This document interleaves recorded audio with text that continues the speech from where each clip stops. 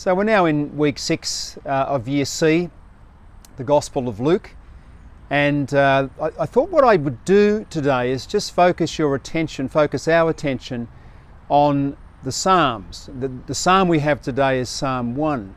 It was that great believer, that great bishop, that great civic person, St. Ambrose, who said that the Psalms contain every single human emotion. Thomas Aquinas said there are 11 basic human emotions.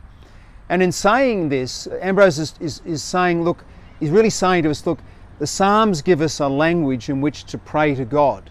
So if we feel anger over something, we will find a psalm for that. If we find joy, we'll be able to express our joy. If we find despair, we'll be able to find a psalm for that. When we are fearful, etc. So the Psalms really do give permission for us to feel the way we should feel, the very positive feelings sometimes that we have, and sometimes the negative feelings. And we shouldn't be afraid of our feelings, and more on that later on perhaps. But if we express these feelings to God, and the Psalms again give us permission, then our prayer life becomes very, very real, becomes very realistic indeed. So full marks to St. Ambrose. I think that's a wonderful insight that he has. There are 150 Psalms. One would imagine that the first psalm is important, setting the scene, and one would imagine that the last psalm is important, sort of wrapping things up. The last psalm, 150, deals with our praise of God.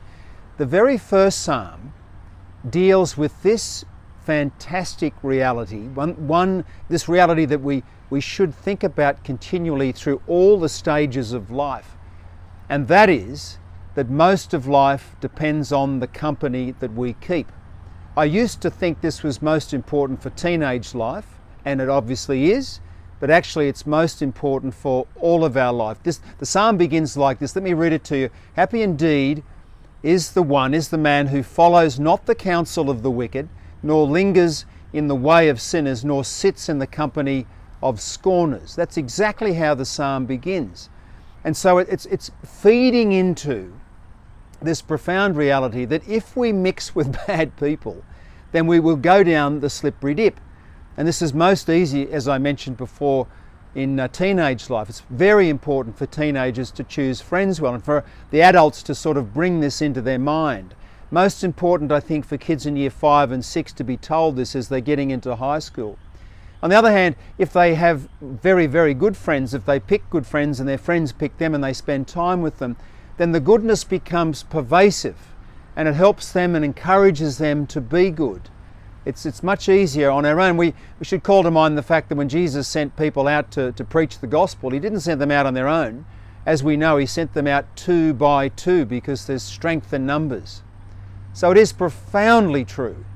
And Psalm 1 is ramming it home this weekend. We should meditate on it for the month of February, that most of life depends on the company we keep.